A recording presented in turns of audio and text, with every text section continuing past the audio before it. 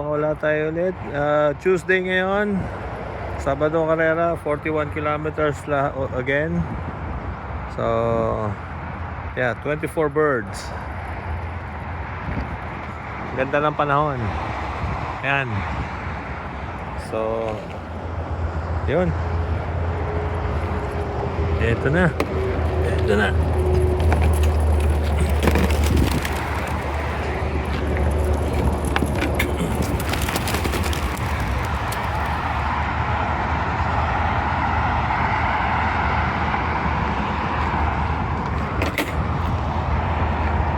Sila.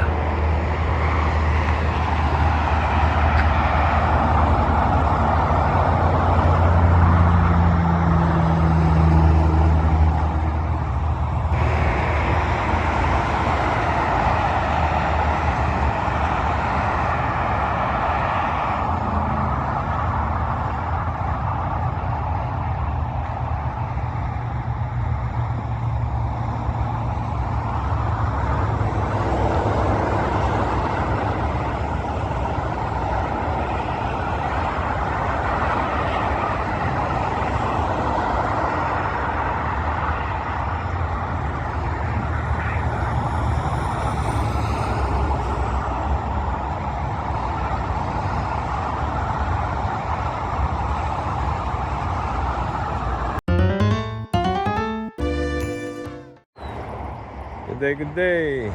Ito, mag-toast na naman tayo. May toast. Ngayon ay Thursday. Mag-ready tayo para sa Saturday race. Again, 40 kilometers lang. Relax lang na training. Alright.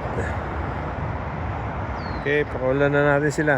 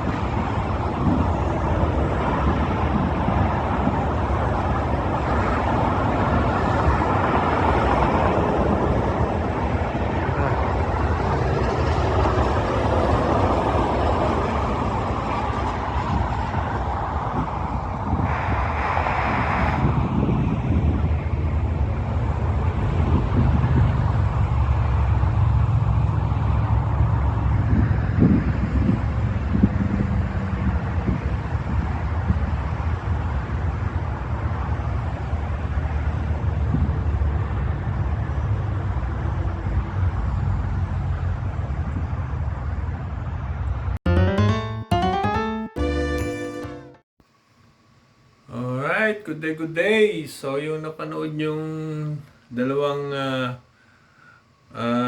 training task natin na yun ay Tuesday and Thursday. Alright, yung Tuesday, walang problema. Hindi tayo nawalan. Ayos lang yung training. Thursday, nawalan tayo ng dalawa. Isang late hatch at saka isang yearlings. Hindi ko alam kung bakit. Same spot, 40 kilometers lang. Tapos ang ganda-ganda ng panahon.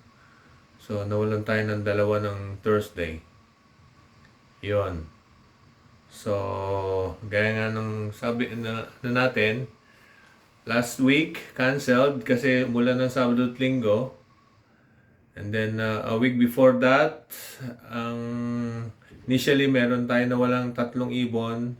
May humabol na isa, so 2 lang. Nawala natin 2 weeks ago.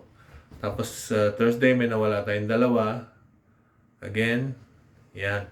So, ngayong, ngayong araw na to, papadala ko 16 lang.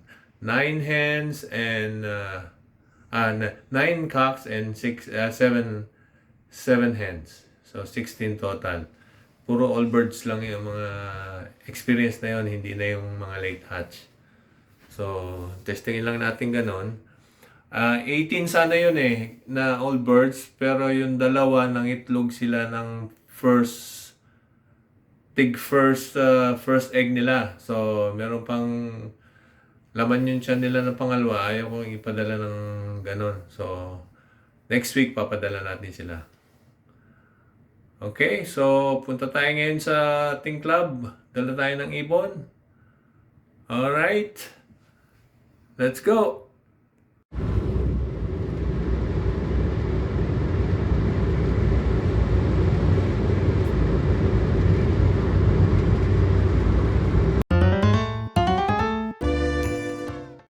Ayan, nandito tayo sa ating clubhouse.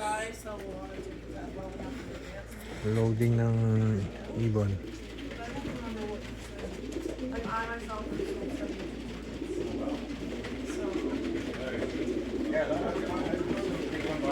Say hi.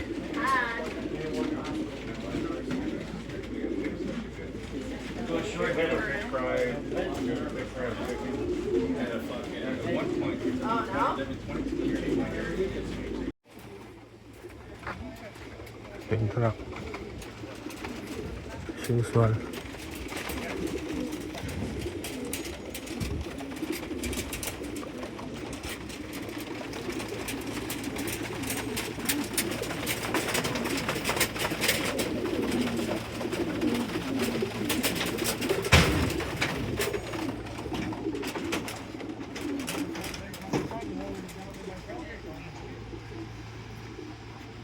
Say hi. Hello.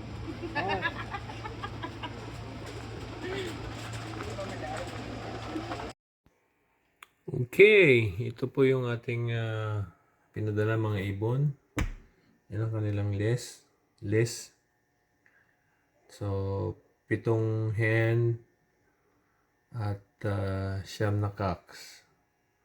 Yan, 270 kilometers sa akin. Itong race na to para bukas. Okay, good luck sa atin.